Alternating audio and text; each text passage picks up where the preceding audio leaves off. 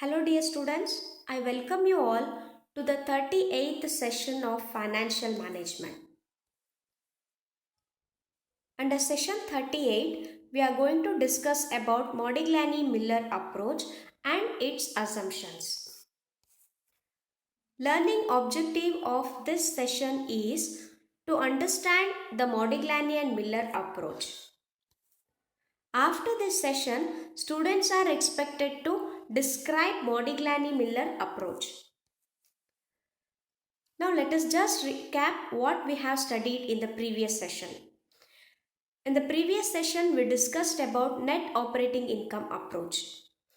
In net operating income approach, cost of capital, market value of firm and capital structure are irrelevant.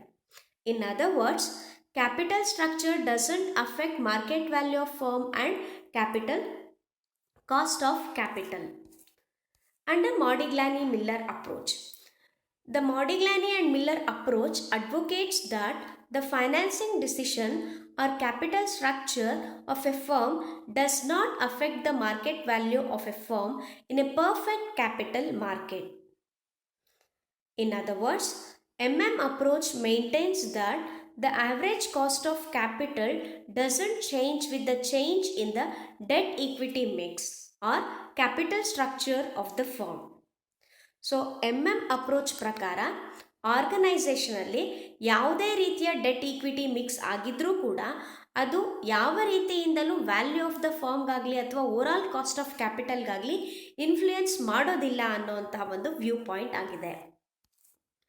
ನಾವು the important assumptions of Modigliani-Miller approach are there is a perfect capital market, there are no retained earnings, there are no corporate taxes and investors act rationally.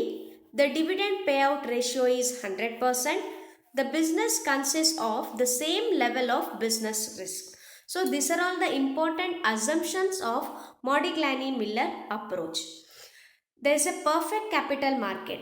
Perfect capital market is a situation whereas there will be no transaction cost and information is available to each and every investor equally. So these are all the situation of perfect capital market. And there is no retained earnings means it is nothing but the dividend payout ratio is 100. Both are same. There is no retained earnings and also dividend payout ratio is 100%. Whatever the dividend is payable, it is paid fully. And there are no corporate taxes and the risk is under the business risk remains constant or it will be in the same level. So these are all the important assumptions of Modigliani-Miller approach.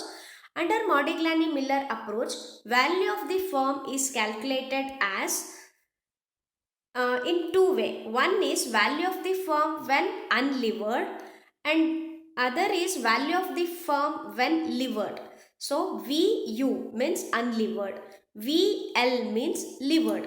Levered means the situation where debt capital is utilized. Unlevered means situation where only equity is utilized. Our capital structure consists of only equity. When capital structure consists of both equity and debt, then it is called as levered. Now, VU, that is value of the firm unlevered. Unlevered means where there is no debt or in other words where there will be only equity. So VU is equal to EBIT divided by KO.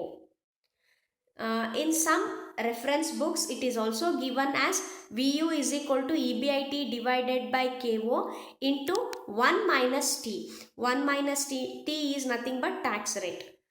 So now here VU is value of the firm unlevered, EBIT is earning before interest and tax, KO is overall cost of capital.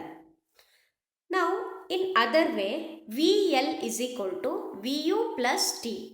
VL means it is the value of a levered firm where debt is used or debt is present in the capital structure, and T is the tax rate multiplied with the value of debt. So this is how we calculate value of the firm under Modigliani and Miller approach. So there are two important aspects. VU means it is unlevered and VL means it is levered. Hope you understood and enjoyed this session. Thank you.